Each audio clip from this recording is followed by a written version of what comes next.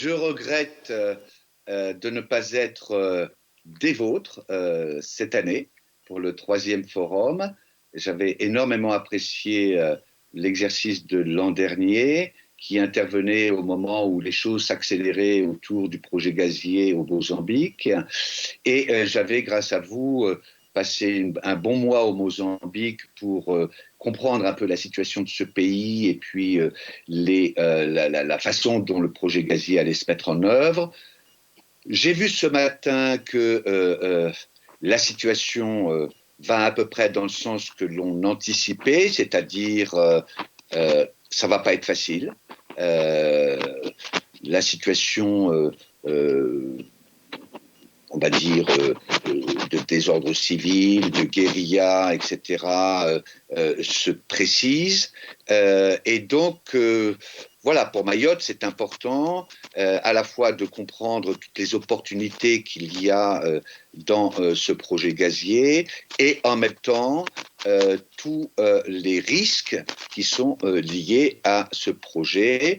Dans la vie, et pour les économistes, c'est encore plus évident, nous devons faire avec des risques et c'est le fameux couple opportunité-risque qui doit apprendre à être géré. Je dis bien apprendre et je suis déjà dans la session sur éducation-formation.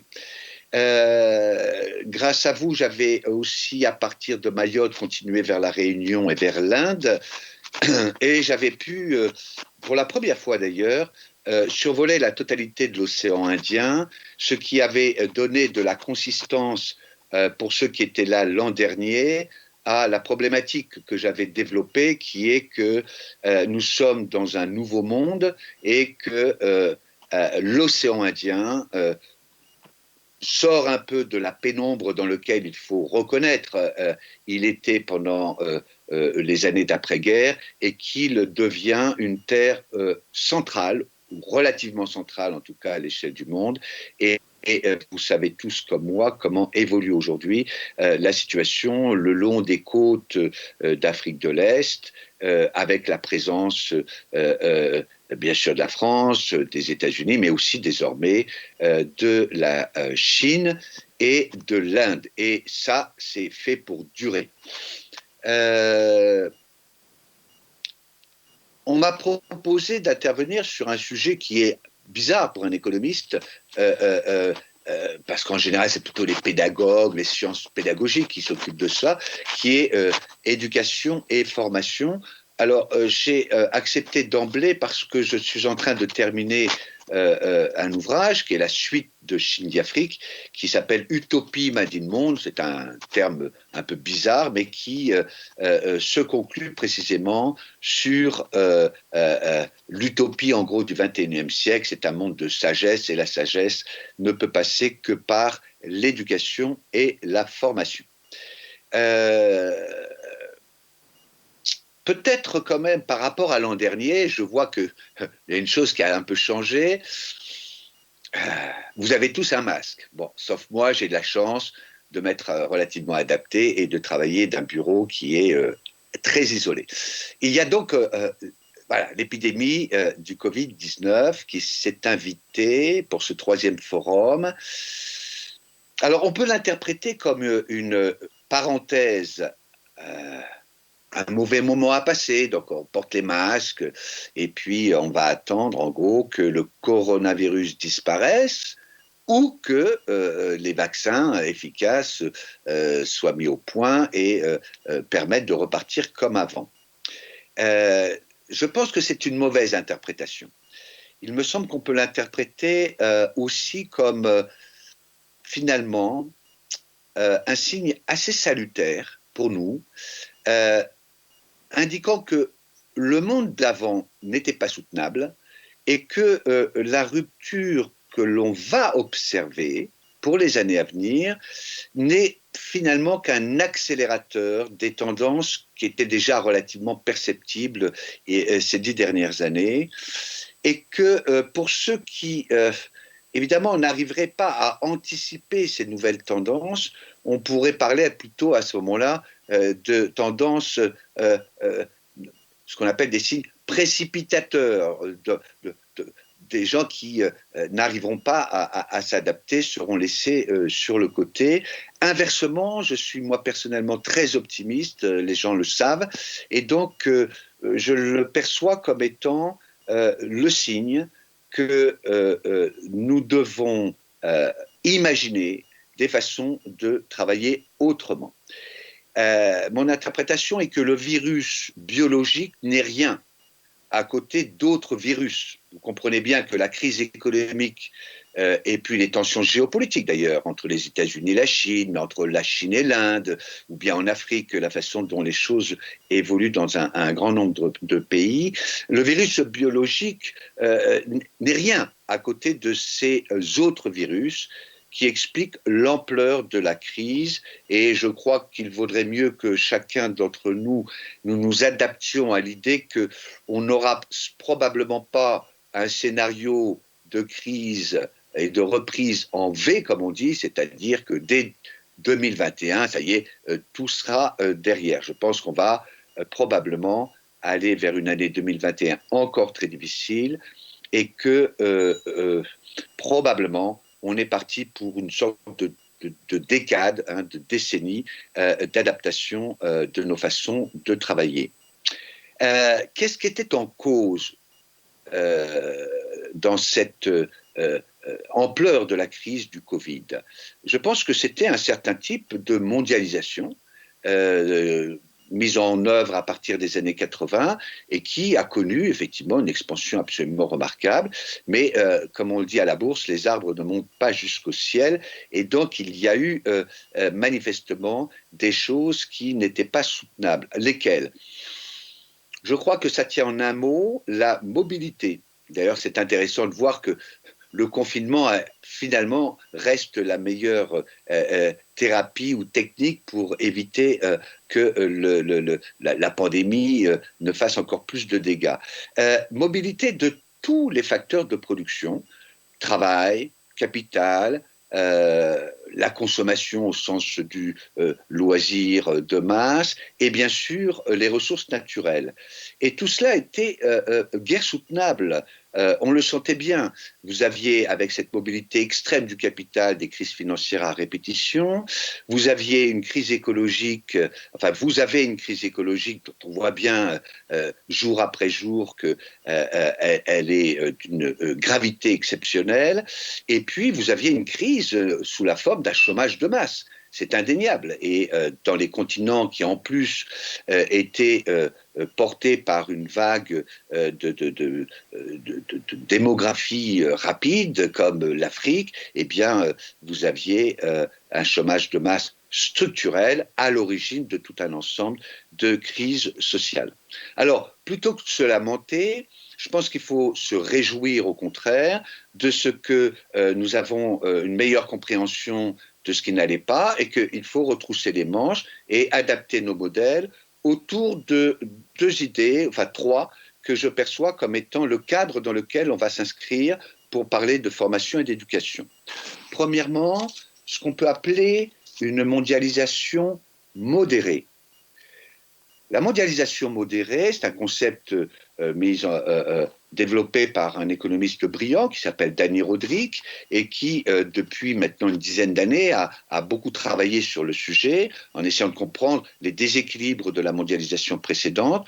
Une mondialisation modérée, plutôt que l'autre alternative qui existe et à laquelle nous devons nous méfier bien évidemment, qui est le repli sur soi, une sorte de xénophobie généralisée, et on le sait, donc la montée des populismes et des nationalismes. On ne peut pas écarter ce scénario, mais comme il y en a un autre qui est plus favorable, eh bien, saisissons-nous de ce scénario plus favorable. C'est ce qu'on appelle donc une mondialisation modérée, avec une plus grande importance, notamment au développement local, à la relocalisation de tout un ensemble d'activités. Deuxièmement, un meilleur équilibre entre les trois pôles nécessaires à une économie saine. La grande globalisation des années 80 a été celle, il faut le reconnaître, du tout marché. C'était le marché qui a conduit pour l'essentiel nos économies à l'échelle mondiale pendant une trentaine d'années. Et on en a vu à la fois les aspects positifs, mais aussi bien évidemment les limites. Qu'est-ce qu'on peut appeler les trois pôles et l'équilibre entre les trois pôles nécessaires à l'avenir? C'est d'une part que, avec le marché, on voit le rôle indispensable d'États, le rôle des États. Ils doivent revenir à leur rôle fondamental qui est ce qu'on appelle un rôle régulateur. C'est facile à dire, c'est beaucoup plus difficile à faire. Beaucoup plus difficile à faire parce que ça suppose des États qui notamment sont vraiment garants d'un bon équilibre entre ce que le marché apporte en positif et en même temps les travers, les déséquilibres que les marchés créent. Et c'est normal, c'est pas au marché de se réguler eux-mêmes, il faut que des États régulent. Mais enfin, le troisième pôle, et c'est un pôle assez nouveau dans la réflexion aujourd'hui des économistes, c'est ce qu'on peut appeler le troisième C, c'est les communautés, le local. On voit bien que la mondialisation avait entraîné une sorte d'extrême marchandisation de tout et que les États finalement avaient tendance à suivre leurs entreprises et que ça s'est beaucoup fait au détriment du local. Ce qu'on peut appeler le local, mais aussi les communautés au sens non pas communautariste du terme, mais des communautés pertinentes de la vie économique. Et enfin, la troisième, on va dire, grande rupture, je pense, introduite par cette crise du Covid, c'est de retrouver, là encore c'est le mot équilibre qui compte, un équilibre entre les différentes branches du progrès. On sait bien qu'on a en ce moment un grand débat sur le progrès. Est-ce que vraiment le développement des sciences, des technologies, c'est ce qui va nous sauver à l'avenir? On voit bien qu'en réalité, ce qui n'allait pas, c'est qu'on avait un extrême développement, on va dire, du progrès technologique et du progrès économique, mais que dans d'autres domaines, alors on parle de l'environnement, mais on peut parler également du social, on avait finalement assez peu de progrès. Et donc il y avait ce qu'on appelle une perte de sens. À quoi ça sert de développer nos économies si ce n'est pas le progrès humain au centre de cela? Voilà les trois éléments que je voulais mettre sur la table avant d'aborder la question de l'éducation et de la formation. En ce sens, le titre de la session a été extrêmement bien choisi. Je dirais, avant la crise du Covid-19, nous aurions eu l'éducation et la formation comme outils du développement. Et vous avez vu que les organisateurs, je n'y suis pour rien, je dois le dire en toute sincérité, les organisateurs ont choisi le titre « L'éducation et la formation comme enjeu du développement ». C'est tout bête, mais ça veut dire quoi? Ça veut dire qu'on a retourné les priorités. L'éducation et la formation ne sont plus seulement et principalement, on va dire, des outils du développement économique, mais en eux-mêmes, ils sont une des finalités du développement. Je dis ça parce que parfois on joue sur les mots, mais parfois les mots, les adverbes ont une place importante et je pense que c'est sous cet angle-là que je voudrais vous proposer de creuser un peu le sujet sur l'éducation et la formation. Dès lors qu'ils sont au centre du développement, le développement économique suivra, c'est évident, mais il n'y aura pas l'inversion, qui est que le développement économique est la priorité et l'éducation et la formation ne sont que des pis-aller de ces priorités au développement économique. Également, pour terminer ce préambule, la distinction entre éducation et formation est absolument essentielle. On n'a pas l'habitude de bien poser les mots. On parle en général de l'éducation et la formation comme un sous-tiroir de la formation, de l'éducation, pardon. Je pense que ce n'est pas du tout la même chose. L'éducation, c'est quelque chose qui est un apprentissage global, à 360 degrés, et qui répond à quelques principes d'une des grandes pédagogues du XXe siècle que j'aimerais citer là, et qui s'appelle Maria Montessori, pour ceux d'entre vous qui ont entendu parler des écoles Montessori. Elle disait, je lis, premier principe, éduquer, ce n'est pas dresser. Deuxième principe, l'enfance n'est pas un vase que l'on remplit, mais une source qu'on laisse jaillir. Troisième principe, l'éducation doit promouvoir à la fois le développement de l'individualité et celui de la société. La société ne peut pas se développer si l'autonomie des individus ne progresse pas. Et enfin, quatrième principe qui va évidemment, il ne va pas vous surprendre, n'élevons pas nos enfants pour le monde d'aujourd'hui. Ce monde aura changé lorsqu'ils seront grands. Aussi doit-on en priorité aider l'enfant, le jeune, à cultiver ses facultés de création et d'adaptation. Ça, c'est l'éducation. La formation, c'est tout à fait différent. La formation, précisément, c'est un apprentissage spécifique, relativement de court terme, qui répond cette fois plutôt au principe d'un autre pédagogue, allez, on va dire du siècle dernier, puisqu'on est rentré dans le XXIe siècle, et qui s'appelle Ivan Illich.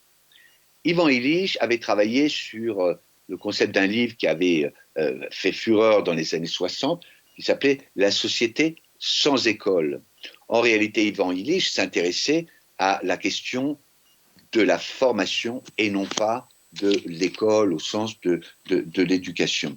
Et Ivan Illich avait notamment, je m'excuse, je relis un peu mes notes, avait développé une vision assez intéressante qui est que l'important, c'est l'école au cours de la vie, en permanence. La formation permanente, vous savez comme moi, a été en France une des grandes innovations des années 80, si j'ai bon souvenir, avec en particulier les lois Delors.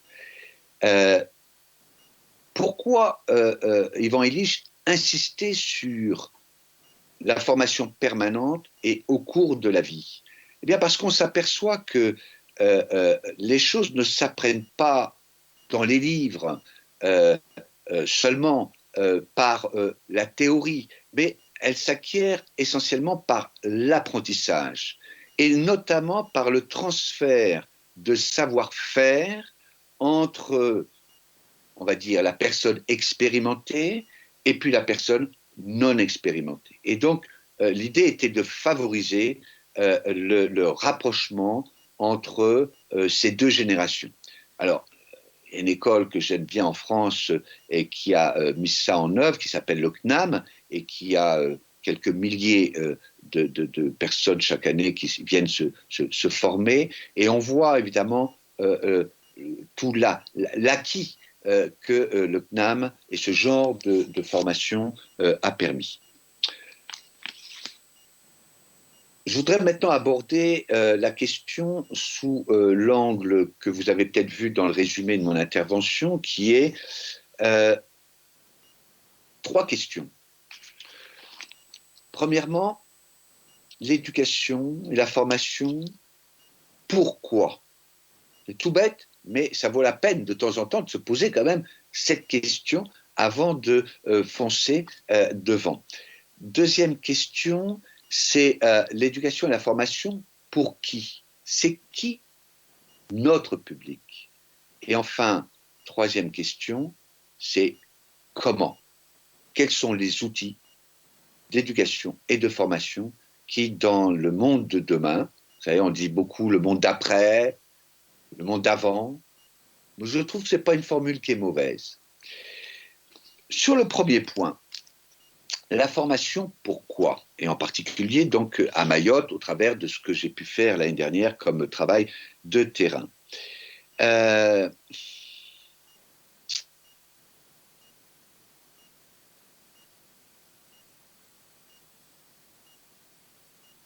Pourquoi? Et on revient à la question de la mondialisation modérée. Puisque nous allons, et de facto nous allons vers un autre type d'internationalisation économique, ça vaut la peine de bien comprendre quel va être ce monde d'après en termes de mondialisation. Et pour cela, j'aimerais d'une part insister sur la première branche du sujet, qui est que la mondialisation modérée, c'est d'abord une mondialisation. Nous n'allons pas vers la fin de la mondialisation, je pense en tout cas, tel que je vois l'évolution des choses se poursuivre, et en particulier pour Mayotte, quelles que soient les difficultés qu'il peut y avoir sur le développement de ce projet gazier. D'abord, il n'y a pas que le projet gazier, comme je vous l'ai dit, je perçois lors de chacune de mes missions dans l'océan Indien que l'ensemble de cette région est en plein développement et que rien n'arrêtera aujourd'hui la mise en valeur de cette région, pour des raisons d'ailleurs qui tiennent à une composante démographique. Et la population de l'ensemble de cette région de l'océan Indien est en croissance rapide, et donc il faut faire face à tous les besoins en termes de développement à la fois humain, d'infrastructures, d'énergie, etc. Professeur, vous restez avec nous. Malheureusement, nous sommes un petit peu pris par le temps, mais effectivement, nous avons beaucoup plaisir, en tout cas, à vous écouter. Vous restez avec nous puisque nous devons continuer. D'ailleurs, vous allez pouvoir aussi réagir et intervenir. C'est ça, lorsqu'on fait un forum... Est-ce que vous me laissez juste la minute pour conclure? Voilà. Je disais les deux branches à la question pourquoi. Nous devons absolument, et partout, mais en particulier à Mayotte, développer fortement, je crois, la formation et l'éducation au sens de l'apprentissage des langues étrangères, des cultures étrangères, y compris des cultures des affaires, des différents partenaires qui vont faire partie du développement de la région. Et je l'explique en général, le cas de la Chine, de l'Inde et de l'Afrique, c'est évidemment essentiel. Deuxièmement, et je termine avec cela, puisque c'est une mondialisation modérée, il est indispensable que nos outils de formation et nos principes d'éducation aient comme focus le développement local, le développement endogène de Mayotte. C'est vrai partout, mais c'est vrai en particulier à Mayotte. Ce qui m'avait beaucoup surpris, c'est le fait que, pour l'instant, Mayotte ne développe pas son potentiel suffisamment en termes agricoles, en termes d'industrie mécanique, etc. Ce qui veut dire que nos écoles, nos centres de formation doivent marcher sur les deux jambes, à la fois développement international et le développement local. Et la clé au milieu, ce qui est le trait d'union, c'est ce qu'on appelle l'entreprise, l'entreprendre. L'éducation et la formation doivent avoir comme clé de voûte la capacité, me semble-t-il, d'entreprendre. Merci à vous. Merci à vous. Alors, moi, j'ai la lourde tâche de vous parler de l'emploi et de la formation à Mayotte aux côtés de Monsieur Boyau. Bonjour à vous, même si vous êtes à distance. Je vous entends bien. Je suis très contente aujourd'hui de voir qu'en réalité, tout ce qui est en lien avec l'économie mahoraise, on parle là de l'économie endogène, etc., repose sur nos réalités, qui reposent sur les valeurs de Mayotte. Et ces valeurs sont dans l'économie sociale et solidaire en termes de développement endogène. Donc depuis ce matin, on parle beaucoup de coopération, de coopérative, que ce soit dans le numérique. Cet après-midi, ça sera également dans tout ce qui est en lien avec l'innovation frugale, etc. Et on rentre toujours dans les perspectives économiques de Mayotte avec un développement à la fois international, comme là on peut voir de grands groupes comme M. Sifali qui est là par exemple pour Air Austral, ou encore des développements qui concernent notre territoire en interne. Et là on parle forcément d'une économie qui est maîtrisée, et celle qui est maîtrisée à l'heure actuelle, c'est l'ESS qui depuis le début de l'année a créé plus de 168 emplois et d'ici la fin de l'année, avec toutes les entreprises que nous accompagnons, nous sommes sur 100 emplois en cours. Donc, pour revenir à la lourde tâche que j'ai normalement 2 minutes, donc je vais tâcher d'être bref et concise. Alors, tout ce qui concerne la formation est bien évidemment appuyé par le conseil départemental. Je regarde mon collègue en face, Monsieur Swalihi. On le sait, toutes les formations qui doivent être effectuées à Mayotte doivent forcément passer par les formations que l'on appelle les 2.0 et donc forcément une structuration de filière. On a déjà fait certaines études, je pense que ça a été fait avec le CARIFOREF concernant les filières à Mayotte. Toutefois, il y a les filières d'aujourd'hui et les filières du futur. Et pour pouvoir avancer vers le futur, forcément, nous devons avoir à la fois l'impact sur ces filières, c'est-à-dire que, je vais prendre un exemple typique pour que l'on arrive à tous comprendre. Plusieurs formations ont été effectuées à Mayotte, et jusqu'à présent, avons-nous l'impact sur l'emploi par rapport à ces formations? Avons-nous l'impact sur le poids économique de ces formations sur notre territoire? Je pense qu'il y a des choses qui sont tout de même à faire, voire à parfaire dans les mois à venir. On ne parle pas d'années parce que, comme vous le savez, la jeunesse est grandissante. Et donc, forcément, il y a des besoins qui sont évidemment imminents et voire immédiats en termes d'actions bien concrètes. Donc, pour ne pas être trop long, comme je le disais, dans ces filières-là, nous avons vu quelques données qui sont en place, forcément par l'Observatoire régional de l'économie sociale et solidaire qui nous a fait remonter certaines données, que ce soit des données par exemple en lien avec le secteur agricole, le numérique, etc. Toutefois, bien évidemment, il va falloir que l'on ait des données bien précises. Quand je dis précis, c'est quoi? Aujourd'hui, on fait une formation à l'instant T.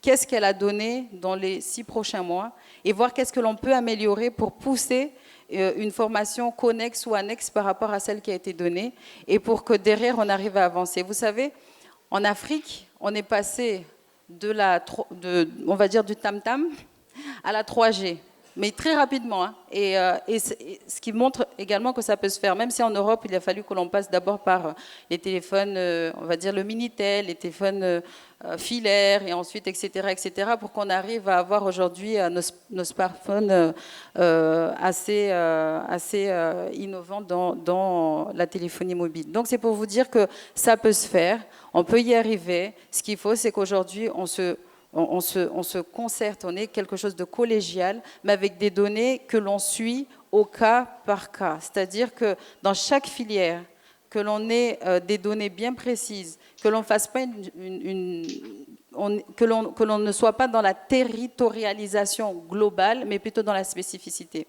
Concernant l'ESS, par exemple, nous avons demandé, durant le Covid, là, au mois de juillet, à la DIECT, donc je pense que la demande est toujours en étude, de faire une GPECT sur les entreprises globales de l'ESS. Vous savez, ces entreprises-là, ce sont les associations, les coopératives, les mutuelles et tout ce qui entoure l'entrepreneuriat à travers la vision, on va dire, de mettre l'homme au cœur de notre économie. Et pourquoi avons-nous demandé cette GPECT? Parce qu'on a besoin de cadres à la fois intermédiaires et de cadres supérieurs dans ces structures-là, qui englobent quand même 23% de l'emploi à Mayotte. Donc ces 23% de l'emploi, ça veut dire quand même un emploi sur 4, et bien évidemment, et dans l'ESS. Donc ça veut dire que derrière, il faut une relève. Et cette relève, comment Monsieur Boyot disait, la formation, pourquoi, qui et comment. Et donc c'est le moment justement que l'on mène ces études spécifiques pour qu'on arrive à parfaire la formation à Mayotte. Donc voilà, je vous remercie. J'espère que vous aurez des questions en tout cas. Merci. On va appeler le deuxième intervenant également qui va rester avec vous pour répondre aux questions du public. Et c'est Moutar Swalihi. S'il est avec nous. Oui, il est là. Parfait. Donc de la direction de l'apprentissage et de la formation professionnelle et de l'insertion. Alors, il y a... Allez-y, c'est pas grave. Bonjour à tous. Alors, Moutar Swalihi, je suis directeur de la formation professionnelle depuis moins d'1 an ici. Auparavant, j'étais chef de service de l'État. Donc, je suis frais, c'est un avantage pour ce type d'intervention. Moi, je voulais prolonger le propos de monsieur tout à l'heure et de Maïmounati pour parler un petit peu de la stratégie du département en ce moment en matière de formation professionnelle. Alors, je ne parlerai pas de l'éducation parce que c'est le rôle du recteur. Pour la formation professionnelle, depuis 2 ans, parce que finalement la mutation, elle n'a pas commencé depuis le virus de Corona. Elle a bien commencé depuis la loi de septembre 2018, le 5 septembre pour être plus précis. Alors, que dit ces lois-là? L'appellation est assez parlante. C'est la loi sur la liberté de choisir son avenir professionnel. Donc, je pense qu'on ne peut pas être aussi précis en la matière. Que demande cette loi? Cette loi dit, et effectivement le coronavirus est venu accélérer cette demande, c'est désormais c'est le bénéficiaire de la formation qui va faire son choix. Comment ils veulent être formés, pour quel type d'avenir et pour quel type de reconvention éventuellement. Je pense que désormais personne ne vit en se disant qu'il va faire le même métier pendant 40 ans. C'est suffisamment rare pour que la réalité soit légiférée sur cette question-là. Et qu'est-ce qui s'est passé à Mayotte? Là, vraiment, je schématise parce qu'on n'a pas beaucoup de temps. Qu'est-ce qui s'est passé à Mayotte? On s'aperçoit que depuis la décentralisation de la formation professionnelle en 2004, et oui, ce n'est que depuis 2004 que nous avons cette décentralisation ici, on a fait un petit peu comme on le fait pour l'éducation nationale, pour des raisons de démographie, pour ne pas s'en cacher.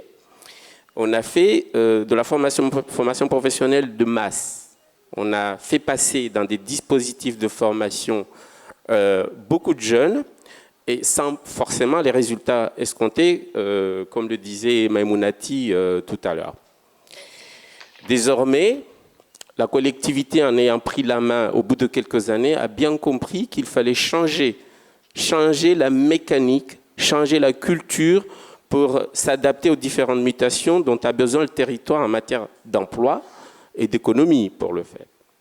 C'est la raison pour laquelle toute une série d'études ont été réalisées depuis des ans et aujourd'hui on est dans une situation où on est en train, à la collectivité, de subir nous-mêmes des mutations. La première mutation consiste à dire que désormais, on ne va plus faire des formations centralisées sur Mamoudzou.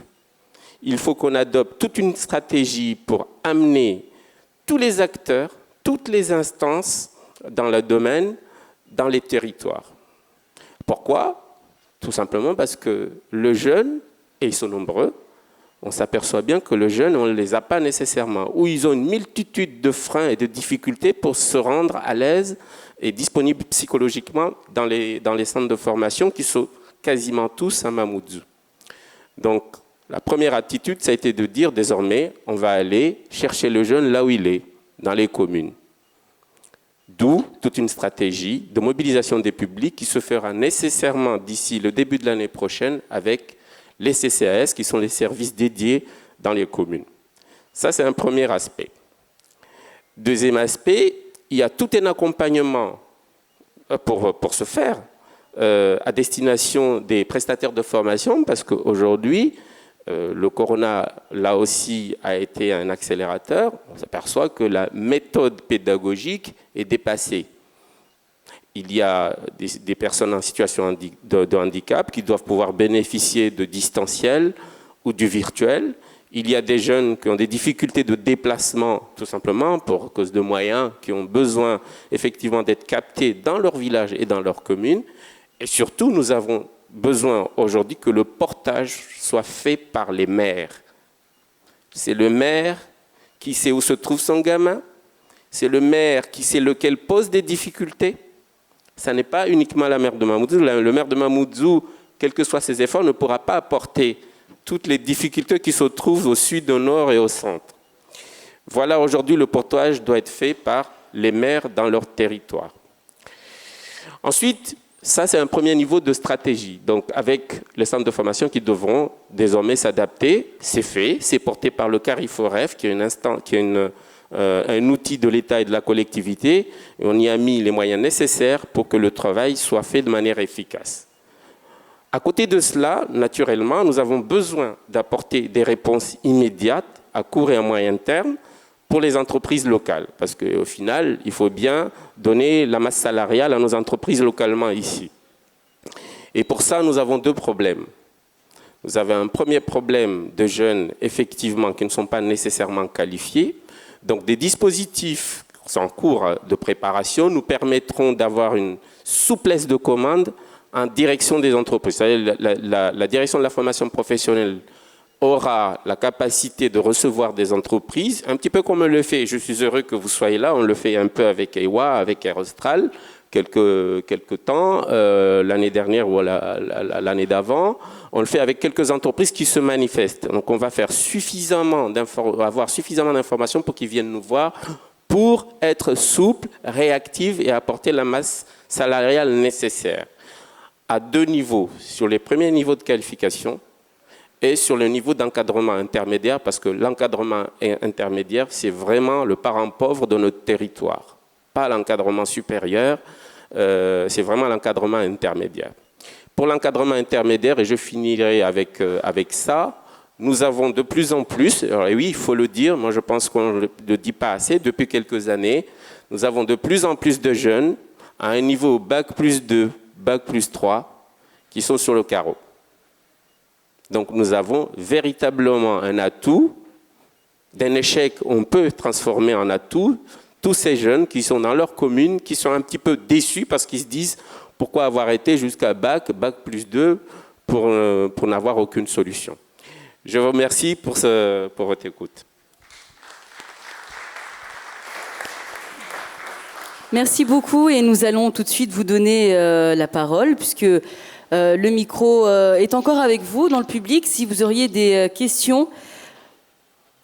Alors, est-ce qu'on peut donner le micro au monsieur là-bas, s'il vous plaît?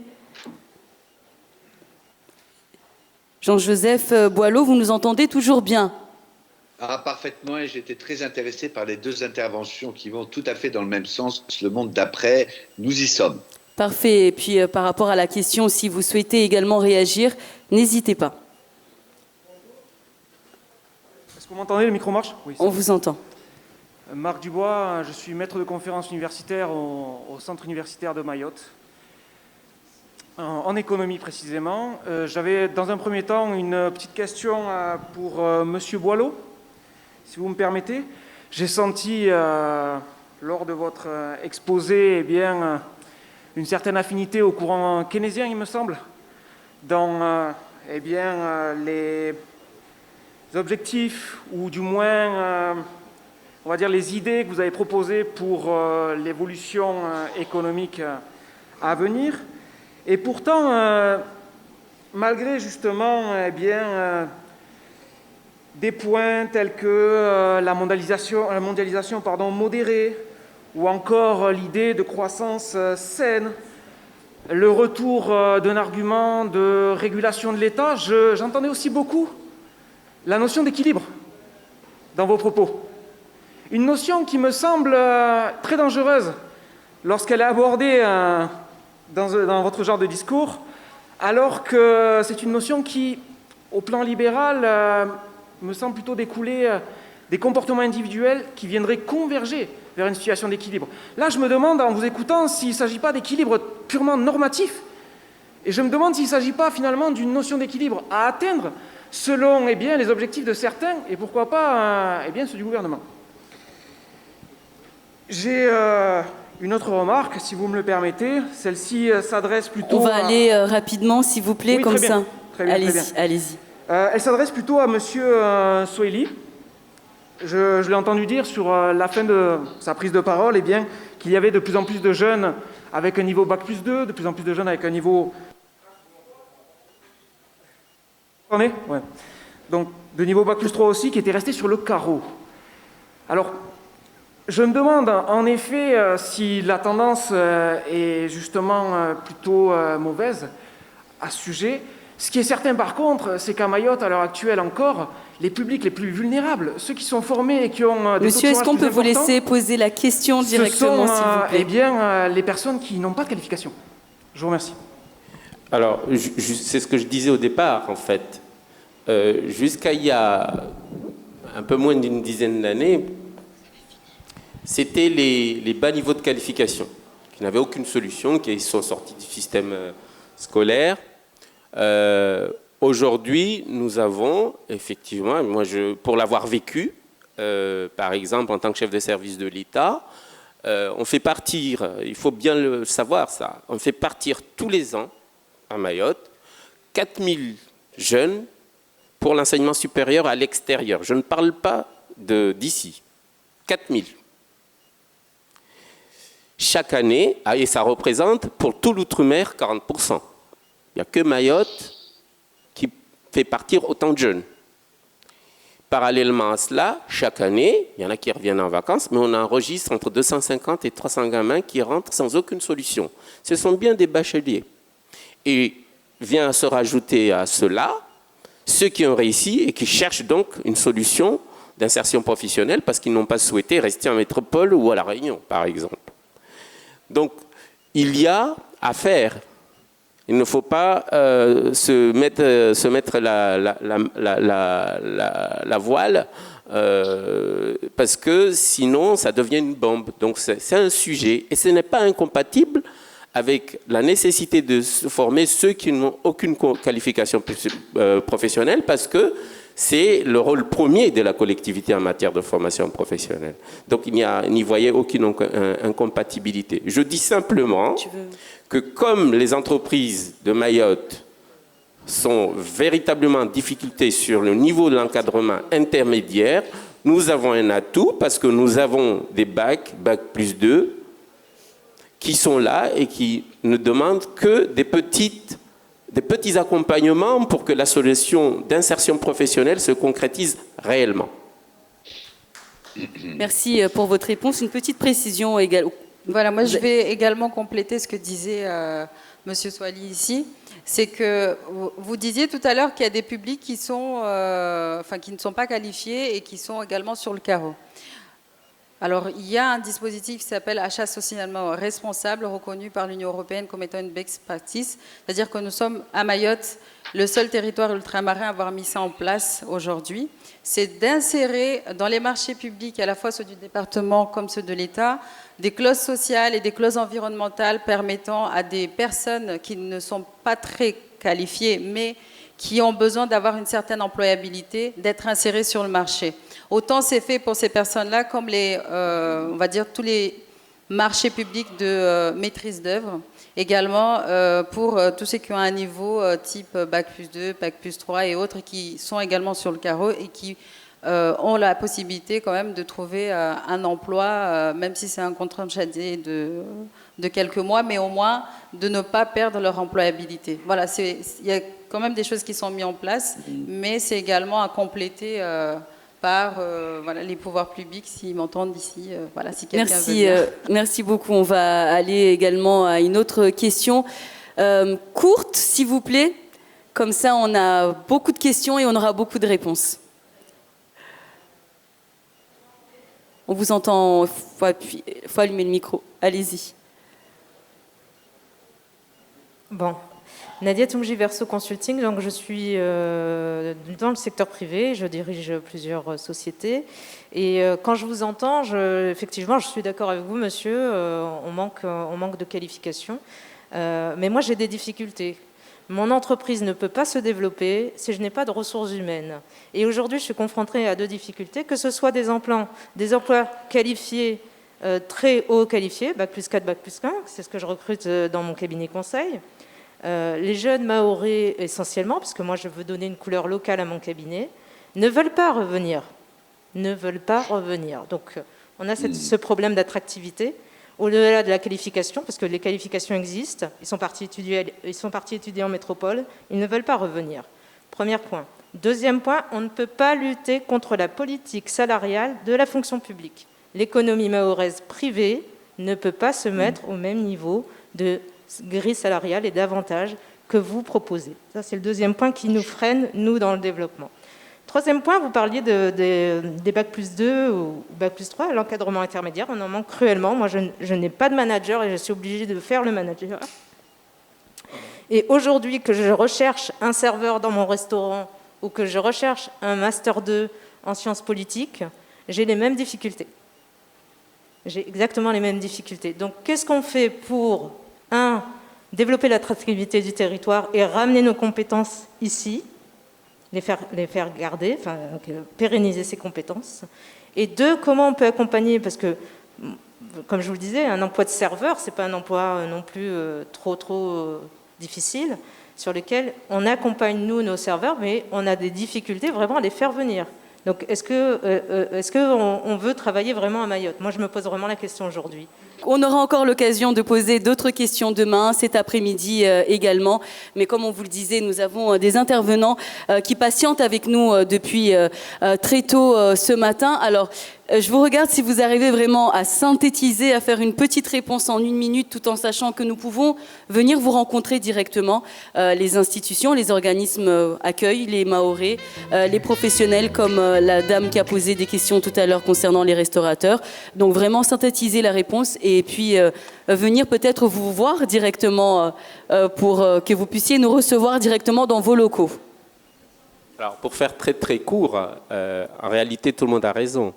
Madame a raison sur le fait qu'il y a un besoin effectivement de faire venir ceux qui ne souhaitent pas venir, mais je reprendrai une expression de préfet qui était là il y a une quinzaine d'années qui a dit qu'il faut que Mayotte se rende un petit peu sexy. Ça rejoint effectivement la notion d'attractivité. Il y a tout un travail et je pense que les événements comme celui-ci font partie de la démarche de rendre attractif pour nos jeunes qui sont à Mayotte et dont on a tant besoin ici. Je pense qu'il n'y a pas de contradiction entre tout ce qui a été dit. Les jeunes veulent bien venir à Mayotte si tant est qu'on leur propose quelque chose de cohérent et qu'ils s'y retrouvent. Voilà, merci beaucoup. Absolument venir 30 secondes. vraiment en 5 secondes parce que nous devons finir avec... Pour tous ceux qui sont diplômés et qui veulent revenir sur leur territoire mais qui disent qu'ils n'ont pas d'emploi, moi je rappelle que tous les territoires existants sur la planète Terre, ce sont les êtres humains qui sont venus créer leur entreprise pour développer l'emploi pour les autres. Donc nous les invitons à venir nous voir, autant que nous sommes, il y a les consulaires, il y a la Chambre régionale de l'ESS et autres organismes, pour pouvoir les aider à développer leur entreprise. On n'attend pas tout des autres, il faut également qu'on le fasse nous-mêmes. Que nous soyons tous acteurs. Merci beaucoup. Nous terminons en 3 minutes avec vous, professeur, et je sais que nous aurons aussi l'occasion de vous retrouver vraiment en 2 petites minutes, juste pour conclure. Alors d'abord, je trouve que la question posée par cette dame sur on ne peut pas lutter contre la politique salariale publique. Et écoutez, j'ai de la chance peut-être d'être très loin de Mayotte et de pouvoir donc m'exprimer très librement. Ça fait exactement partie du déséquilibre dont j'ai parlé tout à l'heure entre l'État, le marché et les communautés locales. Il y a évidemment, madame, et vous avez tout à fait raison, il faut que Mayotte se pose la question du déséquilibre entre les salaires de la fonction publique et d'autre part les salaires du secteur privé. Je ne sais pas qu'est-ce qui doit s'ajuster, mais par définition, je suis un économiste, le principe de réalité commande, et donc les secteurs publics devraient probablement réfléchir un tout petit peu plus sur sa grille salariale. Deuxièmement, je pense que c'est bien de parler de formation, ça vaut la peine de revenir à la question de base, c'est-à-dire l'éducation. Je reste persuadé que c'est là que nous devons innover, même si c'est un investissement qui prend du temps à se réaliser. Je vais dire par là que les enfants dans l'école de la République ne sont pas aujourd'hui éduqués pour être des entrepreneurs et pour apprendre à apprendre. Il faut revenir à des méthodes pédagogiques, enfin aller vers des méthodes pédagogiques qui répondent à 2-3 principes, qui est que les acquisitions ne se font pas par l'étude des règles, des lois, mais par l'expérience. Et nos enfants dans les écoles, partout dans la République, mais en Mayotte, j'ai pu observer que c'est également le cas, n'ont pas assez la possibilité, dès le plus jeune âge, d'être sur le terrain, de faire la preuve par l'expérience et en particulier avec les aînés. De sorte qu'ils n'ont pas dans leur gène cette capacité, quand ils ont 18, 19, 20 ans, et c'est le problème des bacheliers dont vous parlez tout à l'heure, bac plus 2, bac plus 3, cette capacité à innover et à s'adapter aux besoins, on va dire, du marché, puisque par définition, il y a des besoins du marché, et c'est probablement ceux-là qui ne sont pas suffisamment perçus par nos jeunes. Enfin, dernière chose, il y a bien évidemment, compte tenu des mutations extrêmement rapides qui se produisent et qui vont se produire à Mayotte, j'ai trouvé très intéressant l'intervention sur la formation, notamment permanente. Il y a indéniablement un effort très important à faire dans la formation tout au long de la vie et permettre à tous ceux qui le souhaitent à un moment donné de trouver la possibilité de faire des binômes ou de faire des stages en entreprise. Peut-être que cet écosystème sur Mayotte doit être un peu plus valorisé et c'est pas une question d'argent là encore. Merci. Trop souvent nous mettons la question de l'argent en avant, c'est une question de mental. Toutes les entreprises à Mayotte doivent pouvoir avoir des jeunes qui viennent en stage, se former en apprentissage, et ce dès l'âge de 12-13 ans. Je sais que c'est là encore pas politiquement correct, mais tant que les jeunes ne sont pas confrontés aux réalités de la vie à un âge jeune, ils n'auront pas cette réaction, ce réflexe qui est que je dois apprendre et pour cela m'adapter aux réalités techniques, sociologiques. Merci beaucoup, professeur. Voilà. Merci beaucoup.